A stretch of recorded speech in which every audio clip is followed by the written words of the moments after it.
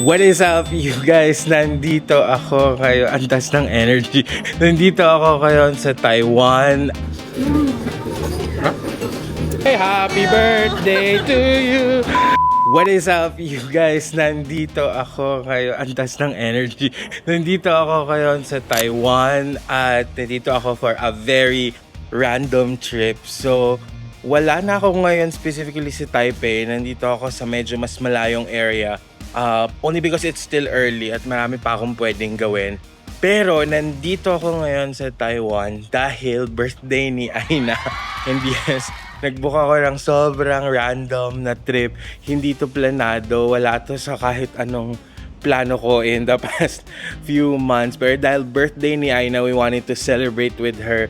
Anyway, sila Aina ngayon ay nasa tour na hindi ko nagagawin kasi alam nyo ba na it's already my 11th time, grabe, 11 times na akong nakakapunta dito sa Taiwan, but I still love it. I'm still falling in love every single time na nandito ako sa Taiwan. And right now, meron akong gagawin na isi-share ko din naman mamaya sa inyo sa vlog.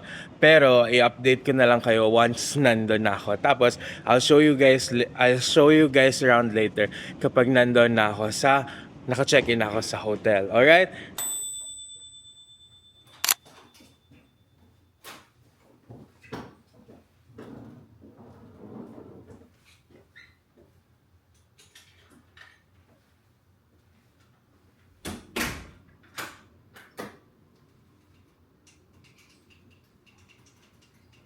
Hi guys! So naka-check-in na ako dito sa aking hotel sa Taipei.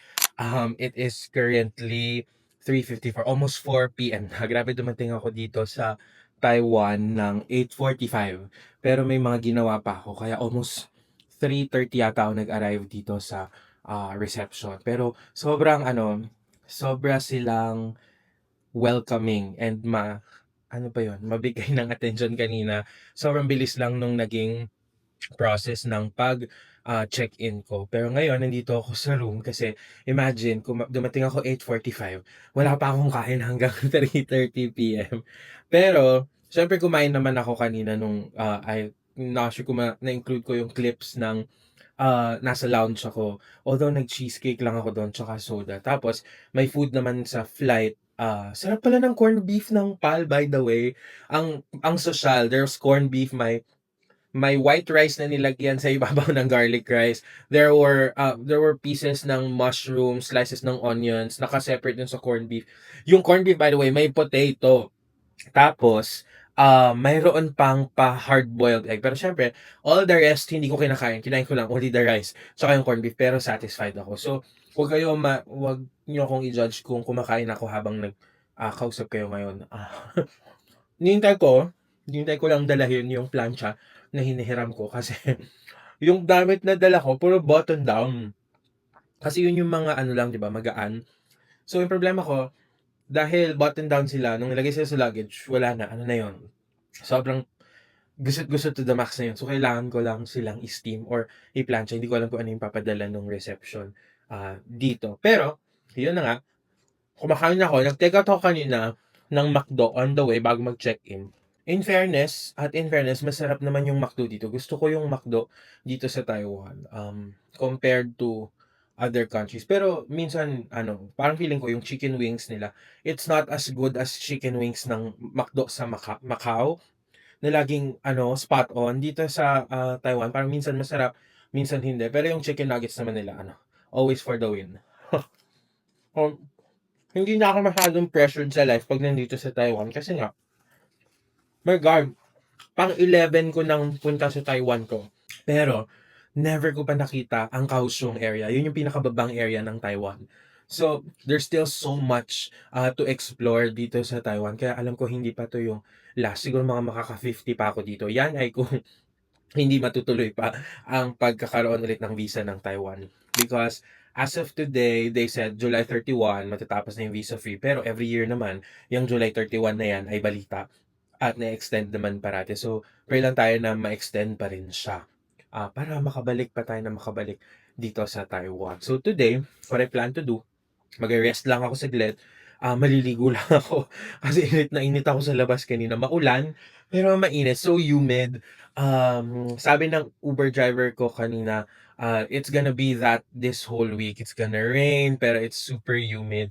So, mag-rest ako for a while pagkas ko kumain, magsha-shower lang ako. And then for dinner tonight, imi-meet ko si Aina and si Den. And then tomorrow, we will celebrate yung birthday ni Aina. Wala pa kaming plano. I don't know pa kung ano yung mga gagawin namin. Yung alam ko lang, may reservation kami tomorrow for an early dinner. And then siguro magdi-drinks kami sa gabi. So, nandito na ako sa Taipei 101 area. Specifically, it's the day 2 of our trip here in Taiwan. Kala mo naman ang haba, no? Nandito ako ngayon sa Taipei 101. Specifically sa labas kasi hinihintay ko lang si Aina at saka si Den. Technically, mahaba na yung araw nila. Galing na sila sa Chiang Kai-shek at saka sa Simple Cafe. Yung Simple Cafe, nandito yan sa 80th floor ng Taipei 101. So medyo nagtitrend siya ngayon. So guys, kung gusto nyong pumunta rin doon sa Simple Cafe, punta lang kayo sa Taipei 101. Bali, nandito sa labas yung marker. Hanapin nyo lang kung saan nagpipicture yung mga tao yan. Specifically, yung LOVE sign na yan. Famous naman yan.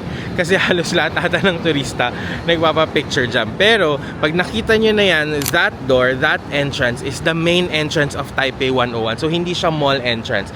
Yan mismo yung entrance para ng mga normal na tao nag-access ng building. Pagpasok nyo dyan, punta lang kayo sa kaliwa.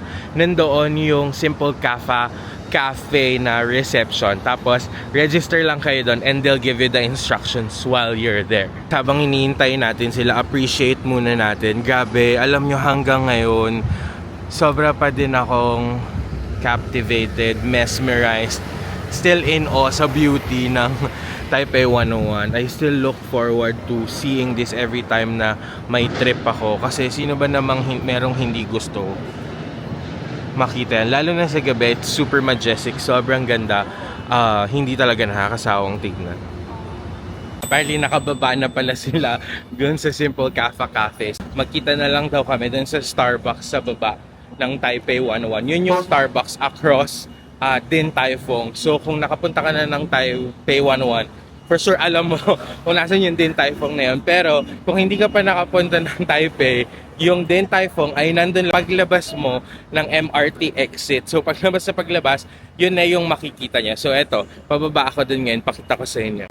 Ayan, so technically, eto, yung exit na yan, galing yan sa MRT.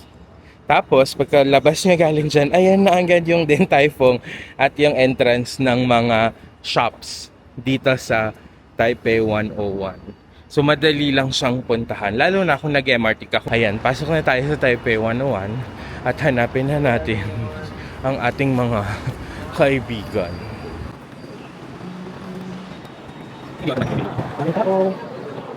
Ayan na! Happy birthday! Happy birthday to you! Happy birthday to you! Happy birthday! Ay, saan yung nararamdaman mo ngayong 18 years old ka na? Nakakaiyak. Nakakaiyak pala maging adult. Okay, so ngayon, meron kaming hinahanap na chopsticks. Ito yung chopsticks ni Aina. So, never ko pa ito nakita. Si Aina, yung mga nahanap niya, mga kakaibang finds dito sa Taipei. Never ko pa ito nakita.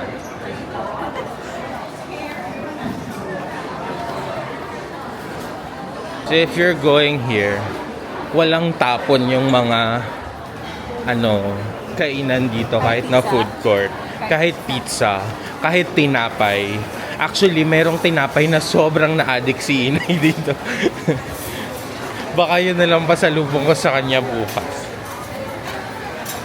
Ayan, dyan tayo magtingin. Baka nandyan yun. Ito na ba yun? Nahanap na namin ang pa-chopsticks ni Mayora. So, pwede magbayad ng easy card. Kapag nanalo or something. Or kung may easy card. Easy card. May easy card ka din. Alam niyo? So yun yung card. Yung easy card, para siyang octopus card. Yun na yun? Oo, you can pay with it. Kung niloadan mo siya, pwede mo rin siyang Yan. pumunta sa mga restaurant.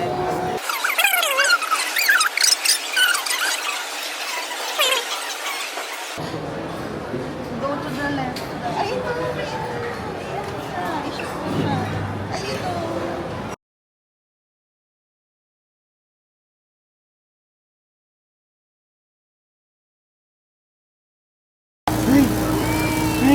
Lumabas lang siya dito na parang wala lang. Okay. Ayoko na kasi hindi naman dun sa blue nakalagay. Ito siya, oh. Ayan. Tapos parang kasi may nakalagay na Taipei 101 dun sa I think if it's cheap, you should get it kasi there's tax refund pa.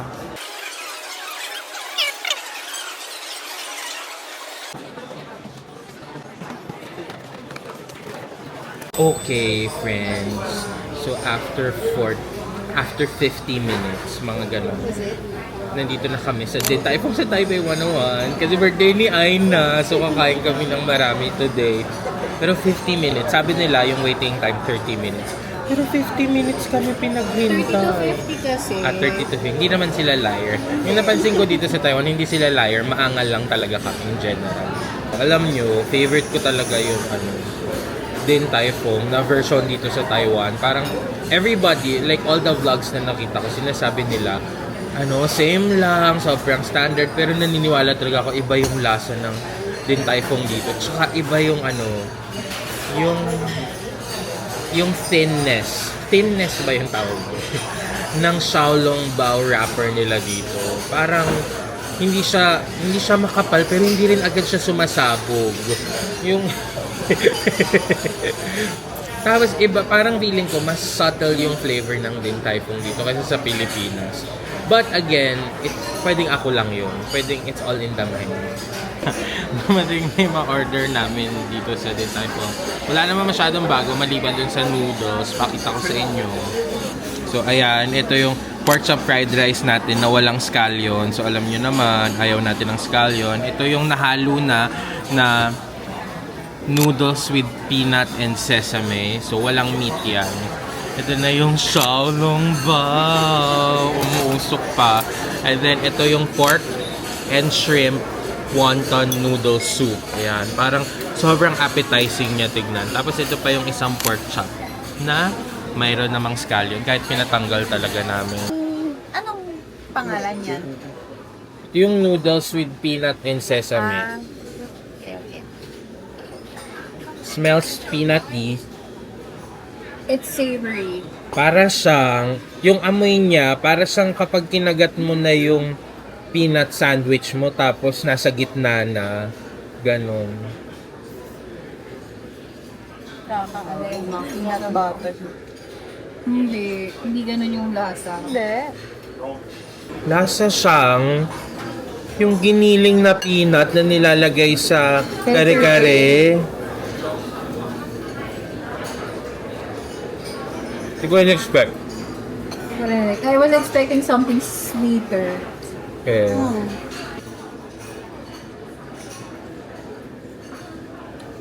One time, kumakain kami ni Put sa Din Tai Fung sa MOA. Tapos may mga nakatabi kaming mga bagets. Tapos kami nung isa, paano ba kainin yan? Sabi niya, teka, hindi ako umabot ng part na yun sa TikTok. understand why it is probably a very Harap. fighting somebody outside into the company. Tingnan nyo, nakikita nyo ba yung sinasabi kong ang nipis ng balat dito? The best talaga yung Xiaolong Bao.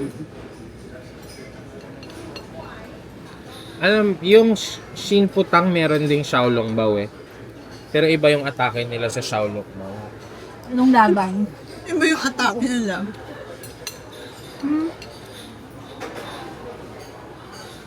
Get feel when you say that it's cleaner here. Diba? So pretty things parang nasang in-effortan para maglasang Chinese. Hindi to, parang ang subtle nung lahat na nagbe-blend lang siya ng daming sinasabi, kala mo Chinese. Iba yung arena nila dito. Friends, ito yung pork chop. Kapag hindi mo gusto itong pork chop na to, hindi kita maintindihan bilang tao. Ang sarap talaga. Ay, but sweet. Meron na yung baliw ko. Ang sarap.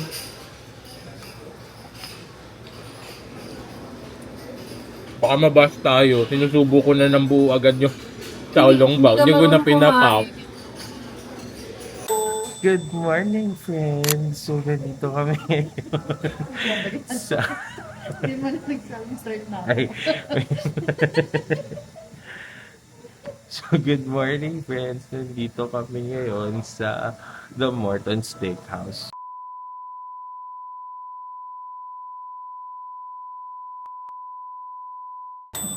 Bakit tayo nagtingin? Thank you. Yeah. Happy birthday, Aina! Happy birthday to you. Happy birthday, happy birthday. Ba? Happy birthday To you. Yay. Ako umipa. Make a prayer. You get wishes and dreams. Yay! Wishes and dreams. Uy. Okay. Di pa kami pauwi, pero meron daw kasi, anong tawag doon din? Patio. May sky deck dito sa kinainan namin. So, I'll bring you there. Oh my God, the deck is so sky. Ang ganda. Pero umaambon. I'll show you. This is the deck. Oh, siguro pwede dito paggabi, bar nights. Hold me close, don't let me go.